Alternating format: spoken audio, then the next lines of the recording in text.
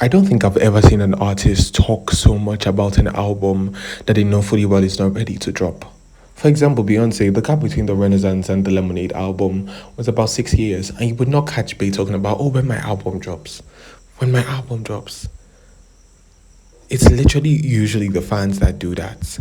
But for the past 6 years, literally all Cardi has been doing is, oh, when my album drops.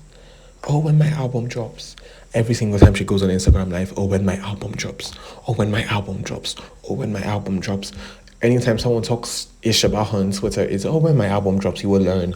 Oh, when my album drops, you will learn. And it's been this same damn story for the past 6 years.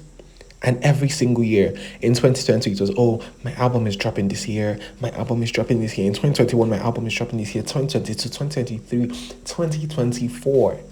And every single time it's, oh, when my album drops, or when my album drops, or when my album drops. And the album literally never drops. It literally never drops. And now she's gone on Instagram Live to explain why she hasn't dropped the album since. And let's just get into that. So now it's go time. It's time to put out the fucking album. Drop a lot of music and I haven't dropped a lot of things. I have to take accountability for my own self. I have let a lot of the critiques and the social medias and all that stuff, I have let that shit get in my head for a very long time, to the point that it has made me insecure with my own work, with my own accent, with my own self, with my own attitude. Like, it got to the point that some people that are close to me be like, yo, I don't even know you anymore. Like, it's like, this has never been you. When have you cared? When have you cared to do this? When have you cared to say that? When have you cared to drop shit? Like, when have you cared about having an accent in your music? When have you cared about this? A lot of people be like, oh, it's your kids. She's been delaying herself for the kids. And it's never really my kids. I have to take accountability that it's myself. And I have to be more confident in myself. And I have to see for myself what other people see in me. And I know my fans tell me this all the time. I know my family tell me this all the time. I know my ex-baby daddy used to tell me this all the time.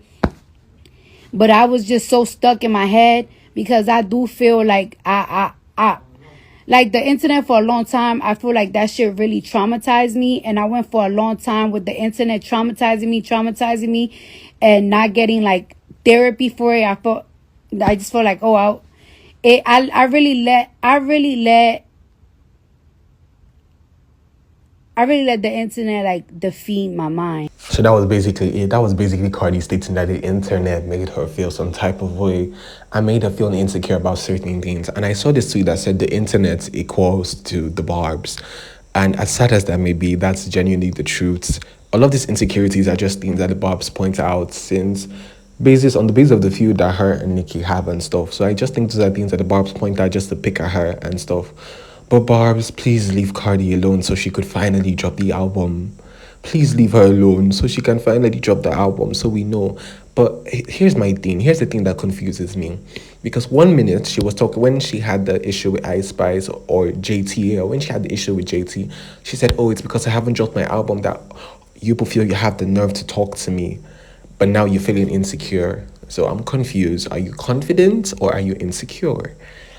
Boy, it's just like Mickey says, the power of the barbs is crazy. Because if she's blaming the internet or slash the barbs for not dropping her album, then the power of the barbs really is crazy. Not Atlantic, not nobody. She even admitted that it wasn't her pregnancy and stuff. But apparently now she's finally ready to drop the album. So Barbs, please leave her alone. And do let me know if you believe her this time and if the album, you genuinely believe that the album is finally dropping this time. But before we move on, let's get into some quick stats. So the list for the most streamed female rappers of the month is out, and let's get into that.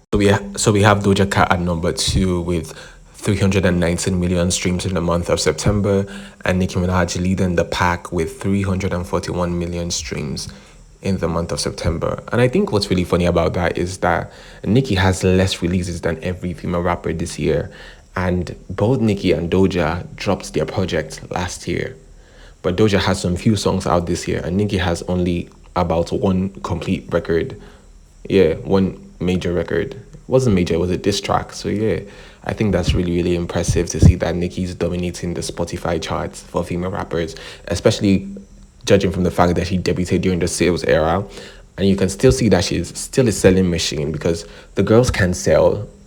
And while that's embarrassing somewhat, I don't fully blame them because this is not the era of sales per se, because not necessarily, because we can still see artists like Travis Scott selling and other artists, but I guess we could cut them some slack.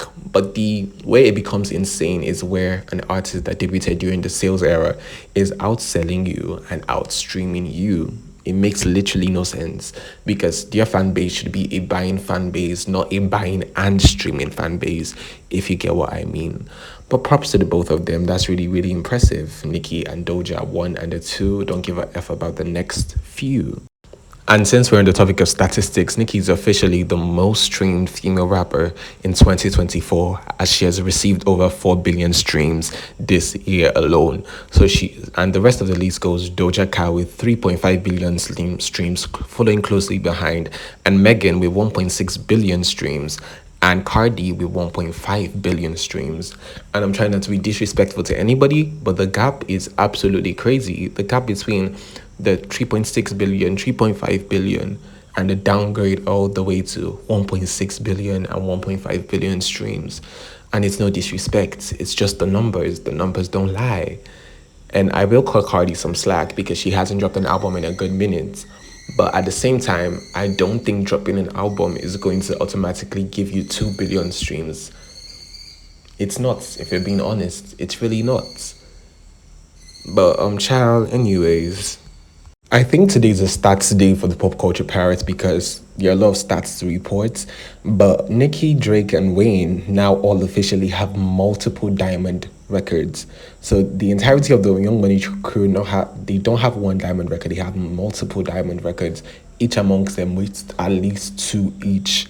So that's about close to 6-7 diamond records among the Young Money crew alone. And I think that's absolutely insane because Wayne absolutely spars with selecting his artists. Because if you don't know, Drake has the highest grossing rap tour of all time for a male rapper, and Nicki has the highest grossing rap tour of all time for a female rapper. So the stats, the numbers, the talent level, you can just see that Wayne really made a 10 out of 10 choice with his artists. So apparently we're in a documentary battle, and if you know that Nicki has stated that her documentary that was meant to drop all the way back in 2021/2022, or we thought was meant to drop that time, would finally be dropping. But she hasn't given us a date yet. But if you know that we're expecting a Nicki documentary soon. And at the same time, Megan Thee Stallion has announced her documentary will be dropping soon. But I will give Megan the upper hand because at least she provided us with a date, which is October 31st, that her documentary will be dropping to Prime Video. But as usual, we don't have a date for Nicki. And we're not even expecting it anytime soon. But what I will say is that I am expecting it to drop with the Pink Friday 3 album. So Pink Friday 3 is dropping next year. According to Nicki, she said in the early part of next year we'll be getting Pink Friday 3. So we're expecting that documentary to drop with the album. And I did see Megan getting critiqued a lot by people asking, oh, what are we going to see in a documentary? What are you going to talk about? Your life is not that interesting. And then I think a memo came out that the documentary spans all the way back to the Tory issue. And I do feel people are going to want to see that and get clarity about the Tory issue. But apart from that, I really don't know, to be honest. But we just have to watch to find out, honestly. But yeah, that's about it.